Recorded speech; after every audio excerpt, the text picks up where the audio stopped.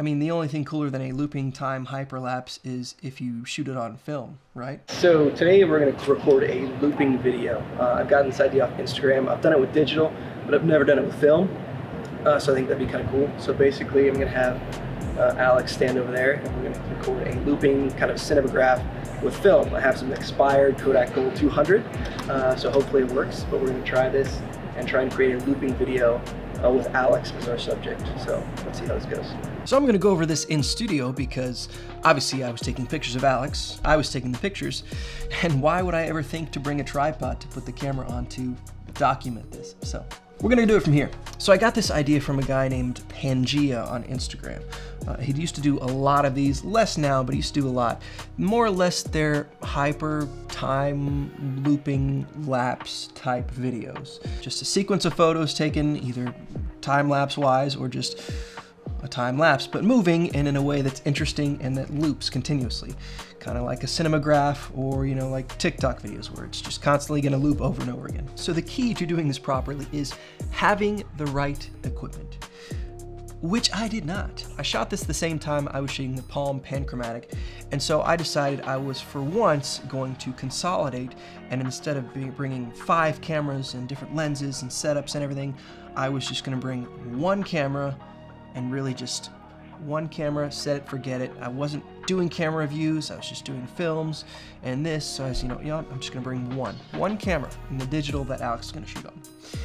And I brought the wrong camera. I shot this on the Konica IIIA Rangefinder, which is fine for shooting films and it's a fantastic camera, but when you're shooting something like a time lapse where the images need to line up perfectly, it makes it rather difficult. On modern DSLRs or phones, it's easier. You can set up grids and you can pick a point and line up that point for every single photo. The Konica IIIA doesn't have lines or grids. It has your frame lines for what the frame is in, and it's going to adjust with parallax correction when you get closer to an image. But remember that what you're looking at and what you're shooting are not the same, the image-wise, and the closer you get, the farther apart that variation is going to be. So I tried to, at least I thought I did, to line up the image on the corner of Alex's face with the focus patch on the Konica IIIA. I figured, you know what, if I do that, I can get it roughly accurate. That's the best it's going to be for now. But this will be a good learning lesson, right? That's what I told myself. So I picked up 3 rolls of expired Kodak Gold 200, a 35mm, not the new 120mm, which I still need to get my hands on. And I got these from a thrift store for $1 a piece. So I was like, you know what, I'll try it with this. Worst case scenario, it doesn't work out, but for $1 a piece, I'll take the risk and it'll be a cool thing if it works out. So I was gonna have these sprocket holes throughout the image. I feel like that'd be a cool effect to do this kind of hyper looping time lapse, which I still don't even know what to call it, just a lapse, I guess, with film. I thought that'd be cool and interesting to do. And so it was, and it also wasn't. If you want to do this the best possible, of course you should probably use a tripod to make sure you can line up the image repeatedly over and over and over again, and it's best to have grids or frame lines.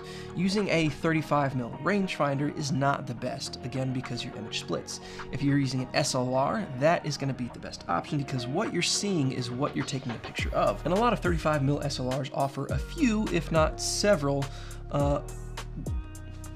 what are those called? Lines? What are those called? Frame lines? Frame lines to be able to line up your images. So it's easier to pick an intersecting point on those frame lines to make sure your images start out at that point on the same point. So for example, I pick a point and I want to line up my eye with the center of that intersecting point for every image. That way, as you go in and out, it's always going to be at that one same point, so it's continuous, it syncs up, it looks right. That's how it should work. But when shooting this, I actually got 3 different results, and I'm curious to see which one you guys like the best. So comment down below and let me know which one you prefer. The first variation, I decided to crop in significantly and just make it a perfect semi-rectangular square image where it's the exact same point in and out all the way through. So it looks as it should. But that kind of removed the whole sprocket lines that I wanted to keep in the image to give it that kind of cool film effect that everybody wants.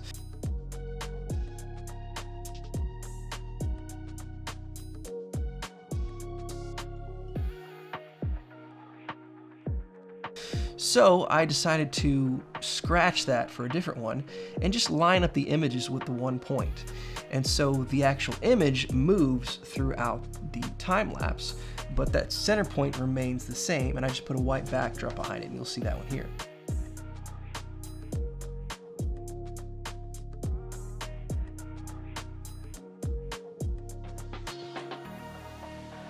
I kind of like it.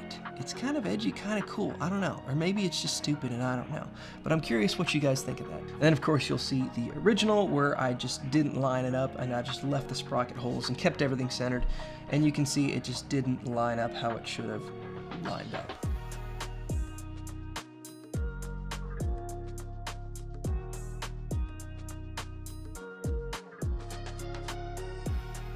So this is a very simple example. You can get very in-depth with it. If you look at Pangea's Instagram, he's done a lot of really cool variations of this with people and bikes and skateboards and all kinds of stuff, and you can really let your creativity go and come up with some really cool ideas doing this.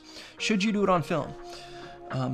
If you're making bank, you can do whatever you want. But if you do the math, if you're paying $10 for a roll of 35mm film and you're paying, what, 15 bucks to have it developed and scanned, you're paying $25 for a 2 or 3 second clip. No, actually more than 25, because I went through 2 rolls of film shooting this because they were 24 shot rolls. So 2 times 10 bucks on average plus the 15 bucks for developing. So you're looking at like 40 to 50 bucks for a 3 second clip. Is it worth it? I'll leave that up to you. Like I said, the reason I did this is because I got 3 rolls of Kodak Gold 200 for $1 a piece from a thrift store, and I figured they were dead rolls anyways, but it actually worked out and they came out semi-decent. You can tell they're expired, but they're not bad. Now this is going to be a similar, almost 3D effect, kind of like the Niritsu camera that everybody loves. That of course does half frames or fourth frames or whatever, I guess, half frames, and it just stitches 4 or 5 images together. So it's kind of like the same thing that it loops. So theoretically you could do this with just 4 or 5 images, or 10, 15, 20. You can kind of pick however many you want. The more you do, obviously the more complex and the more interesting I think it's going to be than just using 3 or 4 images.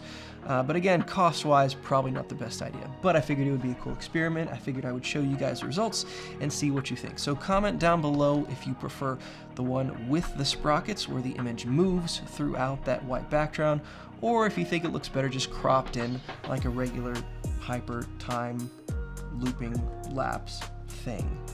And again, if you're going to do this, make sure you have the right equipment for the job. Not a rangefinder.